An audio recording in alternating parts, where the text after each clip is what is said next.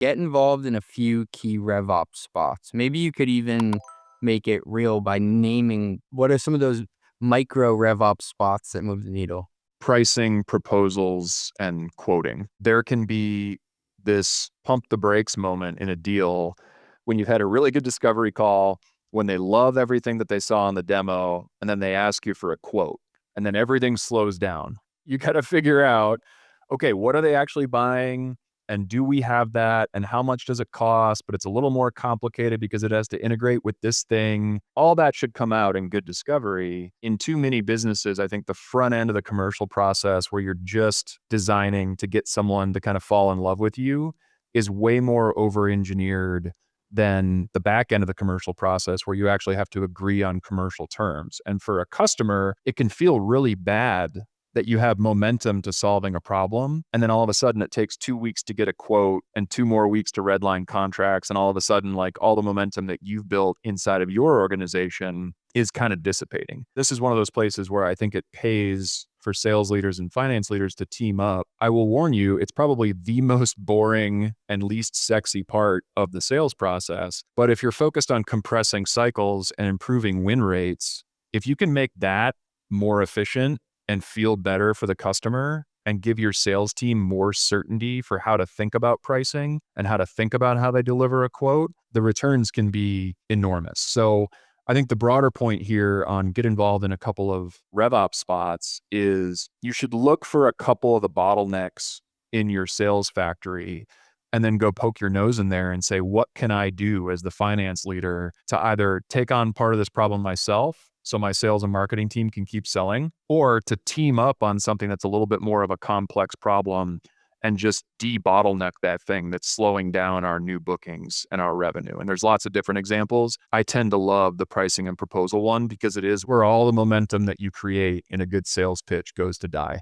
There is nothing worse than sprinting towards getting someone to verbally agree and then be like, can we get this guy a fucking quote? Like, can we send him something? And then the customer is like, you guys are not serious people. I 100% agree. And the cool thing that comes out of it, sales reps will not tell you how afraid they are to give customers straight talk about pricing. But when you do this work, when you actually like build a better pricing calculator or you get your CPQ shit in order for the first time, you can't do that without actually clarifying what you sell and what it costs and what that price depends on. And when you have that newfound clarity, you can give it to your sales team and give them a lot more confidence and allow them to sell on their front foot because they know what that algorithm looks like and they know what they can and can't say about pricing at each stage of the sales process. And that's like a very uncertain thing for too many sales teams out there. So the biggest benefit here is you get back to customers who still have momentum faster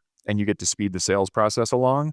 But the confidence that this can create for your actual frontline sellers is a huge second order benefit. You said that the discounting part was the most boring. I would say hold my beer. I think the most boring yet potentially most impactful would be taking whatever your list of SKUs are that are available for sale Yes. and killing some, just murdering them. The more you have, the more indecision on the salesperson side. And then also that gets passed on to the customer who actually just wants to be told what they should be buying, not like making my problem your problem. Well, I wrote something a while back called Selling with Certainty. And it's all about this idea that the further into the sales process you get, the scarier it becomes for the customer. And if you sprinkle any doubt for them on top of that baseline level of uncertainty, it's like total pump the brakes moment. Wait a second, and you're kind of restarting from scratch. So one of the things that we're starting to do is literally pull quotes that are being sent to customers and just force ourselves to look at them and ask ourselves, how are we adding uncertainty to the sales process just with the formatting of this quote? So if you think about things like, hey, there's still a discount column in the quote, but there's no discount in it, which is allowing them to ask us a Should I question ask for a about, discount? or like, hey, it's a multi-year deal, but we don't make it clear how much it costs each year. So they have to come back and ask us for that. Or we have a line for implementation services, but we don't spell out for that person what they get for implementation services or integration. But just looking at that with a really paranoid eye and saying, how are we making it more difficult or less certain for the buyer to transact with us. Proposal and quote formatting can be a huge one. The other thing people don't do, this is less of a finance thing, but you need to find ways to bring back the reason they got to the quote stage in the first place when you deliver a quote or proposal. Like, they told you in the first couple of meetings what they're dealing with today, what sucks about that, and how you can help. And you have that either on a transcript or ideally in a piece of paper somewhere. Why aren't you including that in the quote or proposal that you share with them? Because you're telling them what it costs. Are you telling them what they get for that, which is solving their problem? Like, both of those things need to be delivered together. And again, more for the finance people's education and maybe for sales teams to steal. I'm actually encouraging my sales teams to show the quote and the mutual action plan and go live plan on the same page at the same time when you present it to the customer, because you want feedback on both. You don't just want feedback on what it costs. You want feedback on how you're going to make them successful when they go live. And I think too many teams are out there doing those two things in separate conversations. So yeah, it's not sexy. You and I are both passionate about it because de-bottlenecking the second half of the sales process after you've gotten them excited, there's so much there to go get. So I got a text out of the blue from a friend who's still doing sales at a company I was at 4 years ago. So I was running FP&A at the time. I was not the CFO, but one of my tasks, because I knew all the numbers, I knew all the funding stuff, is I pen wrote the CFO's letter to the customer. We were a hyper-growth company at the time, so it's not like they could see our financials and know we were going to be a going concern.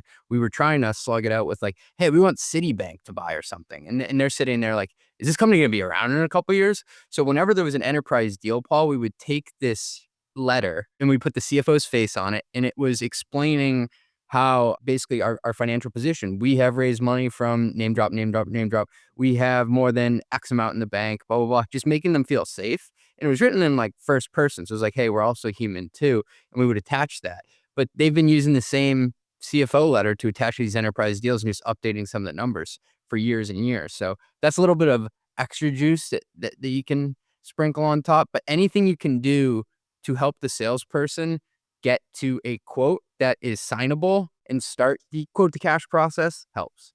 Yeah, and people don't buy things in the enterprise world. Like, how much did your stuff cost at that company? What was a typical ASP or quote that you were sending people? I mean, minimally $60K, but some of these were millions of dollars. Yeah, so 6 or 7 figures. Nobody buys shit that's 6 or 7 figures unless they know it solves my problem. I know it's going to work for us, and I know it's not going to make me look stupid. Yes, that last part. Can you say more about that last part? That's very important.